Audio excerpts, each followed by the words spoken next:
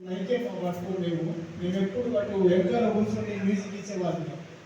అంజన్న ఇట్లా అయింది అంటే మీకు అక్కడ ఇట్లా ముందు మీద ఉన్నదండి ప్లీజ్.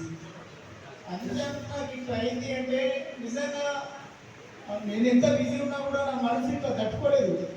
ఎంత బాధ అనిపించింది అంటే అసలు అంటే మన కుటుంబంలో ఒక మనిషి చనిపోతే మన కుటుంబంలో కాలం చేసే మనిషి ఎంత బాధ అనిపిస్తుందో అంతకు రెండింతలు. ఎప్పుడు పోవాలా, ఎప్పుడు చూడాలి, ఎప్పుడు పోవాలా. ఎందుకు చెప్తున్నా అంటే మనం ఒక మంచి కుటుంబం, ఈ కుటుంబాన్ని మనం ఎప్పుడు ఇట్లే కలిసి ఉందాం. కానీ ఎంత మంచి ప్రోగ్రామ్ చేస్తున్నారంటే మా రిధమ్ ప్లేయర్ని మమ్మల్ని కూడా గుర్తిస్తున్నారంటే చాలా సంతోషం ఉన్నది.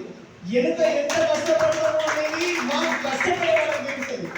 ప్రతి పాట అయినా ప్రతిదీ వాయించాలా, కరెక్ట్ బిట్ వర్క్ చేయాలా.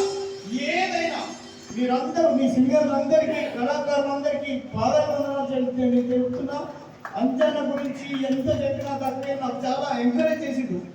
నాకు అంటే నేను కళాకారుడిగా బయటకు వచ్చినప్పుడు అంజన్నకు ఖచ్చితంగా నివాళి అర్పించాలని నాకు ఈ రోజు కూడా ఎంత బిజీ ఉన్నా నేను పరిగెత్తుకుంటూ వచ్చిన. నా ఆత్మీయత పోవాలా చూడాలా, ఉండాలా, పార్టిసిపేట్ కావాలా అది. కాబట్టి మీ కళాకారులందరికీ నా నిండు కృతజ్ఞత తెలియజేస్తున్నా. ఎందుకు తెలియజేస్తున్నా అంటే మమ్మల్ని ఇలాంటి పరిస్థితి రేపు ఇంకొకరికి రావచ్చు. ఇలాంటి పరిస్థితి ఖచ్చితంగా మనం ఇక్కడ రాసుకొని రాలేదు.